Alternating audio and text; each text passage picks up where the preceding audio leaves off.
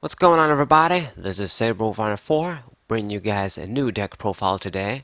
Finally, with the new Cosmic Eclipse set, we've got some new cards to work with, and we're going to show a regular Stage 2 deck, Dusknoir, today.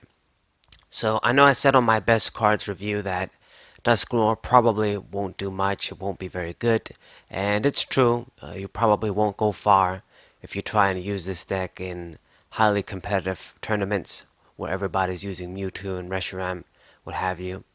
But I still want to try it out since I managed to get a few.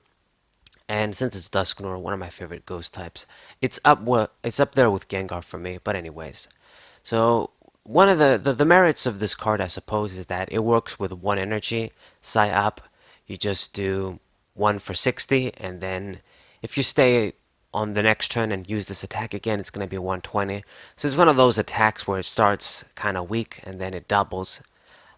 It's not great, to be honest. I wish it did like something better, but at least it functions on cheap energy, and it's going to do a decent amount of damage. To be honest, the attack isn't really the biggest problem. It's the whole format. But anyways, it's got 160 HP, which is respectable. But these days, even having that isn't enough. Reshiram and Mewtwo can hit 200 pretty easily, so more than likely this dude is going to be dying in one shot. Finder resistance can be handy, but fighting Pokemon aren't as good these days as they used to be. Most of the good stuff rotated out. Weakness to darkness, that can be trouble against Dark Box, but those guys can KO you in one shot anyway. And the best thing about this Pokemon is its Grim Marking ability. So if this Pokemon is in the active position and it's knocked out by an opponent's attack, you can put 4 damage counters on your opponent's Pokemon in any way you like. So it's pretty much like the spell tag card.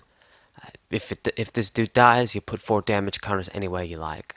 Now it does have actually some limitations compared to that card, is that this dude needs to be active.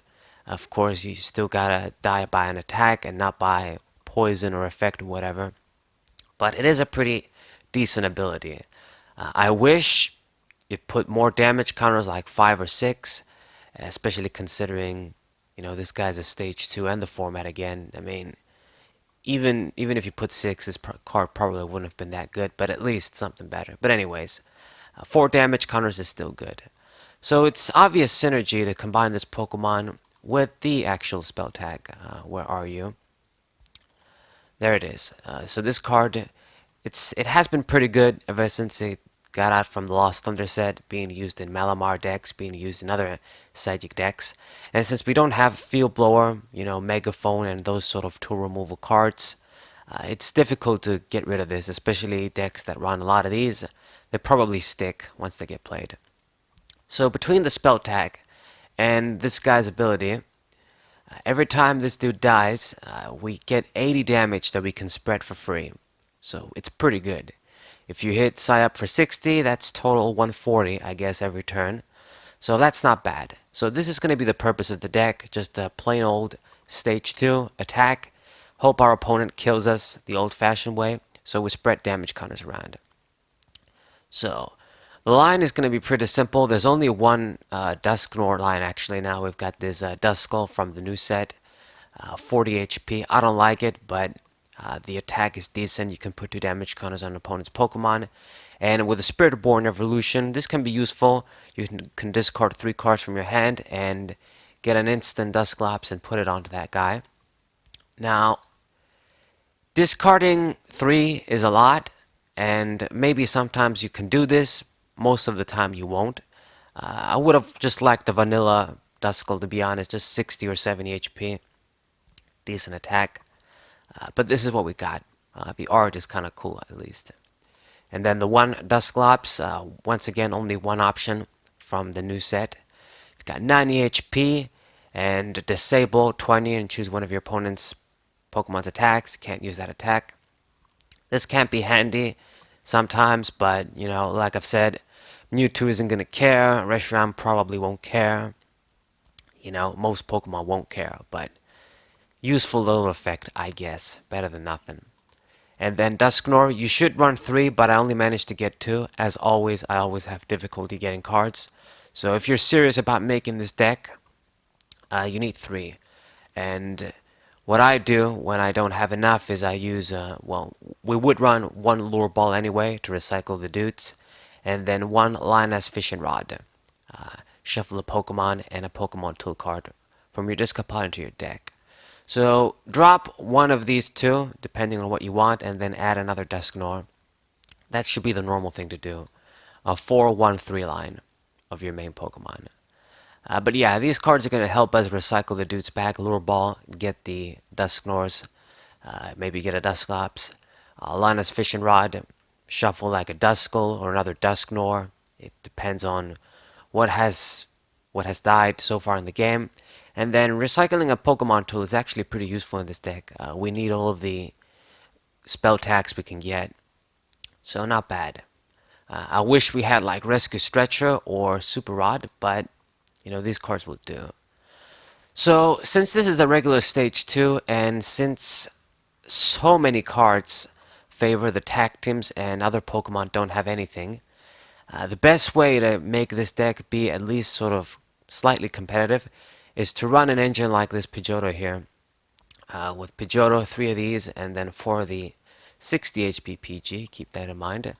We can draw cards every turn and get what we need. Now the reason why I run this sort of line instead of something like Oricorio or the new Silvally GX, Dedenne GX, all those, faster Pokemon, is because this is a strictly anti-meta deck. I'm running the triple Shrine of Punishment, and we don't want to run GXs in our deck. We want this to strictly hurt our opponent, hopefully. So this is why I run it like this. I don't like when I run Shrine to run GXs at all in my deck. This way the opponent needs to get 6 prizes too. There's no shortcuts, no pulling any Dedennes, no doing anything. They have to get 6 prizes, and it's the only way if we're going to do anything against GXs. You gotta take advantage of our single prize Pokemon, do as much damage as we can. So that's why the Pidgeotto line is in here. 3 because space is a thing, and I want to run more basics. But yeah, I always run the 60 HP one. For some reason, I see people running the 50 HP when I see people using Pidgeotto. I guess it's because of the draw 1 card attack, but I feel like you shouldn't just risk it. You don't want to attack with PG anyway. So 60 HP one is the way to go. Especially nowadays with Volcarona and shit. Right. We got a few more Pokemon. I gotta have the one Mew for bench protection, is ever important. Then the Mr. Mime. Since the Acerola isn't around anymore, this guy doesn't stop as much, but I guess maybe it'll stop Scoop Ups, it'll stop maybe some of the new Clefairy doll stuff. I don't know, I just decided to run it. We have space for basics. We need a few basics in this deck. So just put this guy here. And then another new card from the new set, this Mimikyu. This dude is kind of good. 2 solid attacks, especially the mischievous hands attacks. Choose 2 of your opponent's Pokemon, put 2 damage counters on them.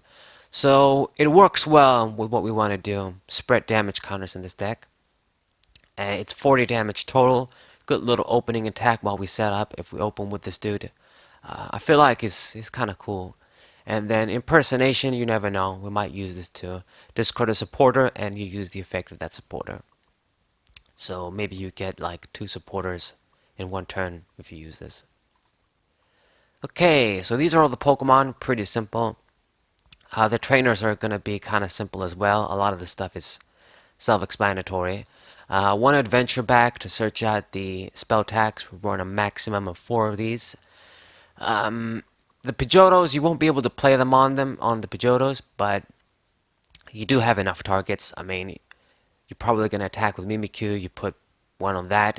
Mew might attack even with Psi Power, so you can attach it to that. But mainly, you want to attach it to your Dusknoirs, your Duskulls, your main attacker.